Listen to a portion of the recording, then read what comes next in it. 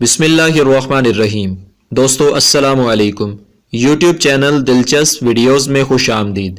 دوستو اگر آپ نے ابھی تک ہمارا چینل سبسکرائب نہیں کیا تو پلیز ہمارا چینل سبسکرائب کریں اور بیل کے بٹن کو لازمی دبائیں تاکہ آپ کو ہماری نئی ویڈیوز سب سے پہلے مل سکیں۔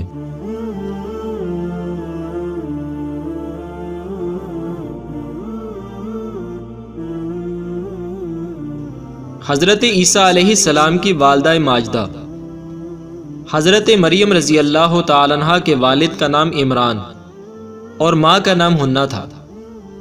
جب بی بی مریم اپنی ماں کے شکم میں تھی اس وقت ان کی ماں نے یہ منت مان لی تھی کہ جو بچہ پیدا ہوگا میں اس کو بیت المقدس کی خدمت کے لیے آزاد کر دوں گی۔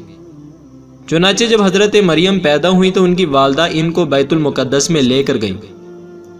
اس وقت بیت المقدس کے تمام عالموں اور عابدوں کے امام حضرت زکریا علیہ السلام تھے جو حضرت مریم کے خالو تھے۔ حضرت زکریا علیہ السلام نے حضرت مریم کو اپنی کفالت اور پرورش میں لے لیا اور بیت المقدس کی بالائی منزل میں تمام منزلوں سے الگ ایک محراب بنا کر حضرت مریم رضی اللہ تعالی عنہا کو اس محراب میں ٹھہرایا۔ چنانچہ حضرت مریم رضی اللہ تعالی عنہا اس محراب میں اکیلی خدا کی عبادت میں مصروف رہنے لگی اور حضرت زکریا علیہ السلام صبح و شام محراب میں ان کی خبر گیری اور خورد و نوش کا انتظام کرنے کے لیے آتے جاتے رہے۔ چند ہی دنوں میں حضرت مریم رضی اللہ تعالی عنہا کی محراب کے اندر یہ کرامت نمودار ہوئی کہ جب حضرت زکریا علیہ السلام محراب میں جاتے تو وہاں سردیوں کے پھل گرمی میں اور گرمی کے پھل سردی میں پاتے۔ حضرت زکریا علیہ السلام حیران ہو کر پوچھتے کہ اے مریم یہ پھل کہاں سے تمہارے پاس آتے ہیں؟ تو حضرت مریم رضی اللہ تعالی عنہا یہ جواب دیتی کہ یہ پھل اللہ تعالیٰ کی طرف سے آتے ہیں اور اللہ جس کو چاہتا ہے بلا حساب روزی عطا فرماتا ہے۔ حضرت زکریا علیہ السلام کو اللہ تعالیٰ نے نبوت کے شرف سے نوازا تھا مگر ان کے کوئی اولاد نہیں تھی اور وہ بالکل ضعیف ہو چکے تھے۔